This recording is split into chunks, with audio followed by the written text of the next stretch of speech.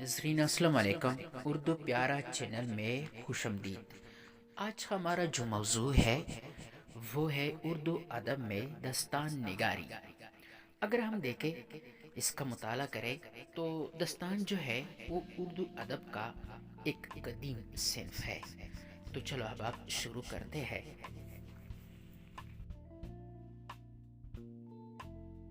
اردو ادب میں دستان کی تاریخ یعنی دستان نگاری۔ اردو ادب میں دستان کی تاریخ بہت قدیم ہے، یعنی اردو ادب میں دستان جو ہے وہ قدیم صنف مانا جاتا ہے۔ 18ویں صدی سے لے کر 20ویں صدی تک اردو میں کئی شہرا افاق طویل اور مختصر دستانوں نے اردو نثر کو سنوارا اور اس کی ترقی میں اہم کردار ادا کیا۔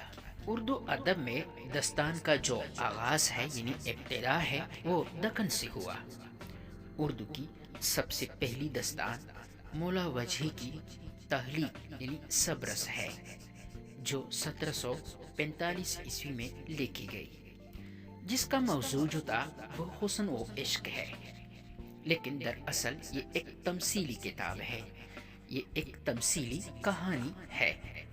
سبرس جو ایک تمثیلی کہانی ہے جس کی بنیاد اب حیات کی تلاش پر رکھی گئی ہے، اور یہ قصہ فارسی سے ماخوذ ہے، جبکہ نقاد ادب اردو کی پہلی اور باقاعدہ دستان میر حسین عطا تقسیم کی کتاب نو طرز مرصع کو قرار دیتے ہیں، جو قصہ چہار درویش کا اردو روپ ہے۔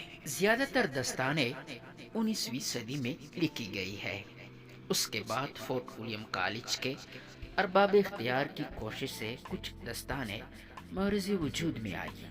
ان میں میرا من کی باغ و بہار، حیدر بخش حیدری کی کتاب جو ہے وہ آرائش محفل اور طوطا کہانی، بہادر علی حسینی کی نثر بے نظیر، للو لال گجراتی کی بیتال پچیسی، کاظم علی جوا کی سنگاسن بتیسی کافی مشہور اور مقبول دستانیں ہیں۔